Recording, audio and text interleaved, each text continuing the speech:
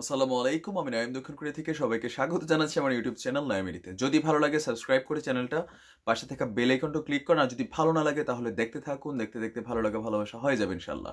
মিন্নি, এই চ্যানেলের সাথে মিন্নির খুবই কানেকশন আছে। আমি আমার বেশ কয়েকটা ভিডিওতে বলেছি। তো মিন্নির সবসময় আপডেটগুলো আমি আপনাদেরকে চেষ্টা করি সবার আগে জানিয়ে দেওয়ার জন্য। তো আপনার গত 8ই জানুয়ারি, মানে আজকে হচ্ছে 9 জানুয়ারি, গত 8ই জানুয়ারি থেকে রিফাত হত্যাকাণ্ডের আপনার যে সাক্ষ্য গ্রহণের বিষয়টা আছে সেটা শুরু হয়েছে। আর বরগুনা জেলা ও দায়রা জজ আদালতে নিহত রিহাত শরীফের বাবা আব্দুল হালিম দুলাল শরীফ তিনি প্রথম সাক্ষ্য দেন। আর ওই দিনই একটা চাঞ্চল্যকর আরেকটা ঘটনার সূত্রপাত আসছে এখানে, যে আপনার রিফাতে হত্যাকাণ্ডের যিনি আপনার আইনজীবী আছেন, মানে ওনার নাম হচ্ছে আপনার মজিবুল হক কিস্তু সাহেব, তিনি হচ্ছেন রিফাত শরীফের পক্ষের আইনজীবী। আর মিন্নির পক্ষের আইনজীবীর নাম হচ্ছে মাহমুদুল বারি। তো মজিবুল হক কিস্তু সাহেব আপনার সাক্ষ্য গ্রহণ শেষে ওই সাক্ষ্য গ্রহণের দিনে তিনি একটা ফাইল পিটিশন করেন। এই ফাইল পিটিশন হচ্ছে মিন্নি যে এখন জামিনে আছেন তার বাবার বাড়িতে, সেই জামিনটা যেন বাতিল করা হয়। আর এই কারণে তিনি এখানে নতুন একটা মোড় দেখিয়েছেন। আসলে ঘটনার সত্যতা কি আল্লাহ ভালো জানে। তো তিনি যেটা দাবি করেছেন যে, আপনারা জানেন এখানে প্রায় 40 জনের উপরে সাক্ষী আছে। তো তাদেরকে ডে বাই ডে আদালত ডাকবে, এমনকি তাদের থেকে স্টেটমেন্ট নিবে।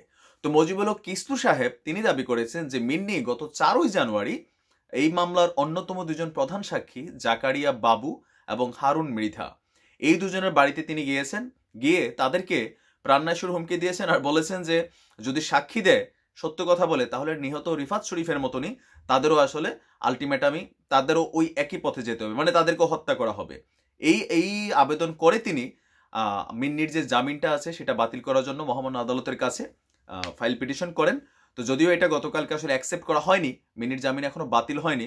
আর মিন্নির যে আইনজীবী আছেন মাহমুদুল বারি সাহেব, তিনি বলেছেন যে স্থানীয় রাজনৈতিক নেতারা বিষয়টাকে প্রভাবিত করার জন্য অতীত সময়ে বিভিন্নভাবে মিন্নিকে আপনার যে আইনি সহযোগিতা বা ঝামেলাগুলোর মধ্যে ফালানোর চেষ্টা করা হয়েছে, সেটারই ধারাবাহিকতায় তারা চাচ্ছে যেন মিন্নির যে জামিন আছে সেটা যেন বাতিল হয়ে যায়। এই কারণে তারা ষড়যন্ত্রমূলক মিথ্যা মামলা বা মিথ্যা প্রচার করে এগুলা করছে। এখন যেই জাকারিয়া বাবু এবং আপনার হারুন মৃধা, তাদের স্টেটমেন্ট এখনো সাক্ষীর ডেট আসেনি, আসলে আসলে বোঝা যাবে এই যে প্রচারণা সেটা আসলে কতটুকু সত্য। তো সাথে থাকুন, আর নিয়মিত আপডেট পেতে চ্যানেলটা সাবস্ক্রাইব করে রাখুন যদি ভালো লাগে। আজ এই পর্যন্তই, সবাই ভালো থাকুন। আসসালামু আলাইকুম রহমতুল্লাহ।